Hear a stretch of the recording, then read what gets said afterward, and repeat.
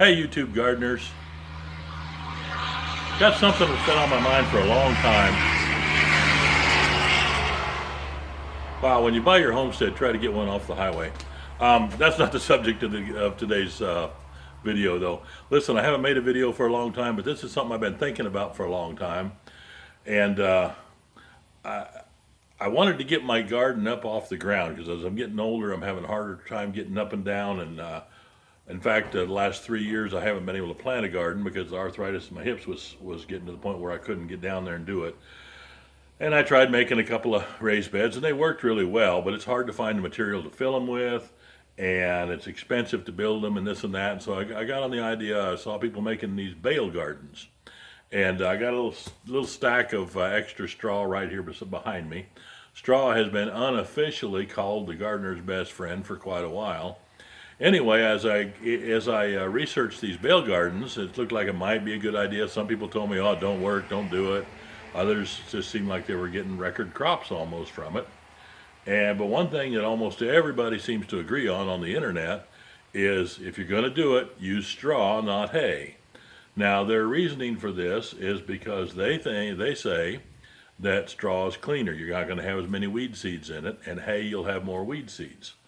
Well, I decided I'm going to do both. In fact, I didn't decide it for any purpose, general purpose, other than the fact that when I first set out to do this, I couldn't find any straw bales. But I have a neighbor who had some really good grass hay, orchard grass and brome and things of that nature, and maybe a little bit of alfalfa in it. And so I got some of those bales and I started conditioning them. And about a week into that, I found some straw bales. So I got about a load of them and I started conditioning them and did them both exactly the same way. I did the steps like they tell you to do. Put fertilizer on it, water it down every other day. Put more fertilizer on, water it every day. I used 10-10-10 or 13-13-13. Anyway, equal NPK on all of them, except one day. Instead of using the 10-10-10, I had some liquid nitrogen here, and I poured liquid nitrogen into them just to get them really, give them a bump start and a boost on their decomposition, because the bales have to decompose in order for them. What they're actually doing when you're conditioning them is you're forming compost inside the bale, turning the bale into compost. So anyway, I said, well, I'm going to do both. Now, here's the thing: what I discovered, and I had this in mind in the beginning. The people that say you're going to get more weeds with hay than you will with straw. I don't mean to cast aspersions on anybody, but honestly, if you ever farmed or been around a farm much where you deal with both hay and straw, think about this for a minute. The hay that people are cutting, unless you're cutting it out of road ditches, overgrown ditches and stuff like that nobody wants, then you're going to get weeds. But if you got hay coming out of a hay field, that is going to be cut while it's still green, before it goes to seed, before any of the weeds that are in it go to seed. And so there's going to be nothing there to sow seeds into those bales. Do you understand what I'm saying? You're dealing with hay that's not gone to seed yet. Your plants that even if there's weeds in it, there's no weed seeds to speak of. Now with straw, the opposite is true. Yes, and I'll get into this in a minute. With straw, the opposite is true, because that straw comes from wheat, which has to stand there and ripen until all the seeds that are in there are viable as wheat kernels. Now, if there's weed seeds in there, then they too have ripened. Okay, and people say, well, yeah, but all the wheat was taken out of it when they combined it, and this is just the stalks that are left. Have you ever been involved in combining wheat? You never get it all. I mean, you can. In fact, I went on a harvest crew one year, and there was one particular brand of combine we called the Silver Cedar, because they left so much seed out for next year. You could actually go out next spring and you almost wouldn't have to reseed it. I mean, it's that much leakage. So there's always going to be seed, whether it's straw or hay. There's always going to be seed. The question is, do you want ripe seed ready to grow like in the straw, or do you want seed that's not yet viable, that's not yet to the point where it can grow? It's just going to rot and become compost. You understand what I'm saying?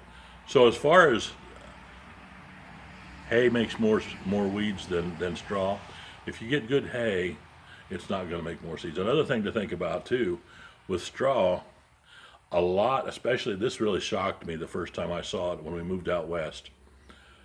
I was driving along one day out in the country, and all of a sudden, I mean, the fields were brown, golden, wheat fields looked like they were ready to harvest, and all of a sudden, I see a crop duster flying over it. This huge fields, and I'm looking. It's like, my gosh, he's spraying this wheat, and it's already ripe. What's he doing? So I asked somebody about it. Oh yeah, we do that all the time out here. It's because of the dry weather and low humidity and everything, that the wheat doesn't all ripen at the same time. It's inconsistent. So what we do is we go along and we spray it all with Roundup to kill it, and then after a few days or a few weeks or whatever it takes, then it's all dead, it's all dried, we can go in and combine it, and it's all comes up all good as far as moisture content. Think about this a minute. Roundup never leaves that product. Yeah, some of it might leach out if it gets enough rain, but that's in the grain that you eat, that they combined off that field, and it's in the wheat stalks that are coming off of that field. So you're taking this wheat stalks, this straw, it's dosed with the Roundup, weed killer, and you're going to try to plant your plants in it and hope they grow, and hope they're not toxic. I said, you know what? I'm going to try some hay, and we'll just see how this works. Okay. Now, that being said, I'm going to stop right there for a moment. We're going to go out and look at the garden, and I'm going to show you the difference. Now, I should have done this a few weeks ago.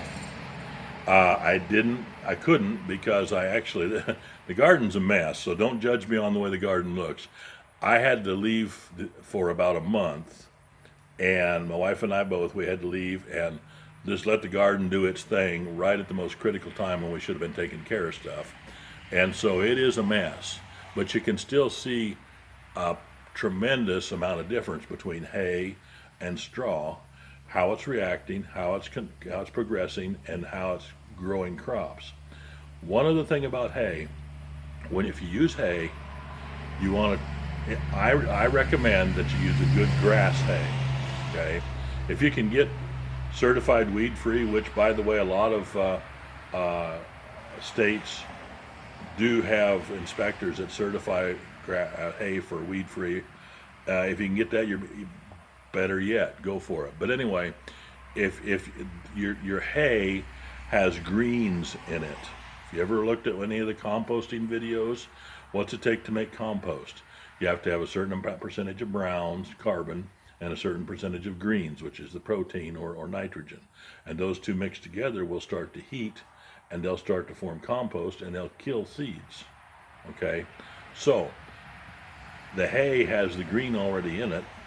The straw, the only place it's going to get any green is from the nitrogen you're putting into it when you condition it. Okay, now if you can get a little bit of alfalfa in it, or sprinkle some alfalfa meal or alfalfa pellets in it, that'll help even more. But you don't want to get carried away with that, because your bales will decompose before the season's over, and you'll have kind of a puddle of compost on the ground instead of you lose the raised bed effect. Okay, but alfalfa makes wonderful compost. But I would myself, I don't intend to use alfalfa in my bales, just because they disintegrate too quickly to suit me. So I'm going to stop here for a minute. We're going to go out and take a look at what's going on out in the garden, and you can see for yourself. Okay, hang on.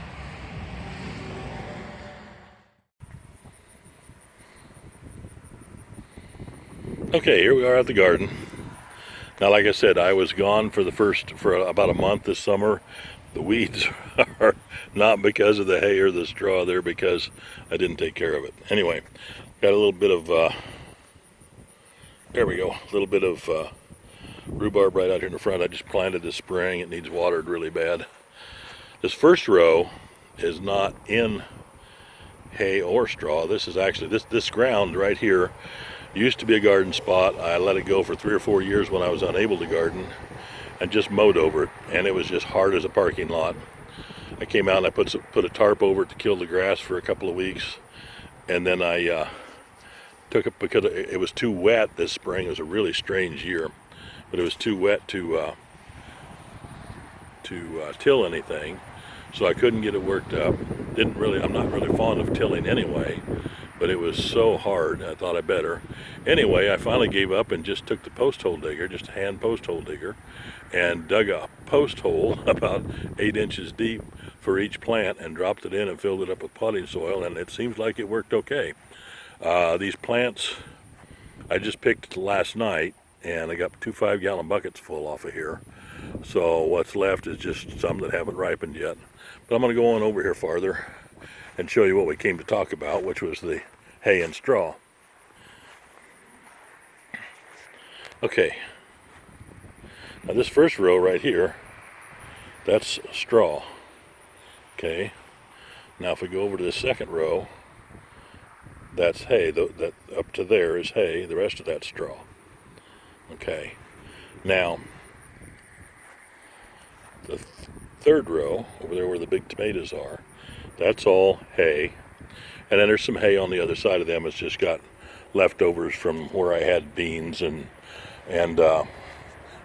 cucumbers. You can see a cucumber kind of peeking, trying to crawl over there. Marigolds were there to try to combat the hornworms, tomato hornworms. I got them in a little bit later than I should have, so some of the moths had already laid their eggs before they got there. So I did have a few worms to deal with, but not too bad. Anyway, the main thing is the hay. You can see right here, there's one weed there, and I'll guarantee you that got deposited by a bird or something, or wind or something, after it was planted and grown. But look at the difference in the bales themselves. The hay, because it had some green in it, started composting immediately, and it settled down, turned almost completely to compost already. Both rows, and the third row over there too. And so that's just all complete natural plant food. And look at the size of the tomatoes there, how they're doing. Let me kind of show you one here, just give you a little better reference. This is about average of what most of them are, I think. If I can find him here. Oh, there he is. That's about average for the size of them. And that particular one is a beefsteak. Got some Amish paste back here. That's how big the Amish pastes are. I mean, these are nice tomatoes. And I didn't put any fertilizer on them, except what went into the bales to condition them. Now my peppers aren't doing so well. And I think it's probably partly because I didn't get enough water on them. But I have noticed too that the ones that are in the tomato patch or tomato row, there's a few of them scattered in there, they got crowded out and didn't get enough sunlight. So they're pretty spindly. These other guys, I think their problem is the fact that they were planted in straw instead of hay. At any rate, there's no weeds in any of it. So that's just an old wives' tale, obviously. This would have been the perfect year for weeds to come because I wasn't here watching it. Nobody was taking care of weeds. No, I didn't ask anybody to. So anyway, there's your answer, hay or straw. Either one will work, but for myself, I'm using hay from now on. Now, one thing I am going to do next year, the ones that I do this to, I'm going to try some other methods again too, but these hay bales and straw bales, where you can see I set them up on edge. Where are we here? There. Because that's the way they said to do it, because the straw will take more moisture. Well, that's fine, and it gets them up higher, so I was in favor of that anyway. But I noticed early on, when they first start to decompose, they want to tip and creel over. And then you've got, back there in the corner, I've got a cabbage plant growing out of the side because the bale fell over. what I want to do next year is make just some simple, I got some cast off sheet metal over here. I want to make just some simple boxes without a bottom in them that one bale will fit in laying flat, not on edge like this, but flat. I'm going to make the bale about the box about the same height as the bale on edge, which is about 17 inches. But I'm going to lay the bale in there flat and then cover that with composted horse manure or potting mix or dirt, and condition the bale the same way as I do for this, but that way it's all contained. It's going to stay nice and square, and that compost will go on for a couple of years, feeding plants in that same box. So we'll try that next year. We'll let you know how it comes out. Over here is another advantage of the bales. I had 3 bales left, so I set them right here together, and I just went ahead and conditioned them. And this was late. I mean, way past time to plant muskmelons, cantaloupes, but I had some seed, and I said, well, I'll make a couple of hills of that. I've gotten like a half a dozen cantaloupes off of this hill already, and it's doing great. And as I said before, I have not tilled this soil. This particular part here has cardboard under it and then straw on top of it. This over here is just simply grass clippings that I swept up. I got a lawn sweeper that I pulled behind my garden tractor, and that I swept it up and dumped it in here about 6 inches deep, and nothing under it. And look what a wonderful job it's doing controlling weeds. Anyway, the only disadvantage that I can see, the only thing I don't like about straw mulch, is that there seems to be a lot of little biting no-see-ums in there that love to feast on my ankles. So I usually wear boots when I'm out here doing this. But that's it. I just wanted to show you the difference between hay and straw, and try to convince you that straw is not superior to hay as far as weeds are concerned. So that's it for today. I'll be back with a new one later on. Bye.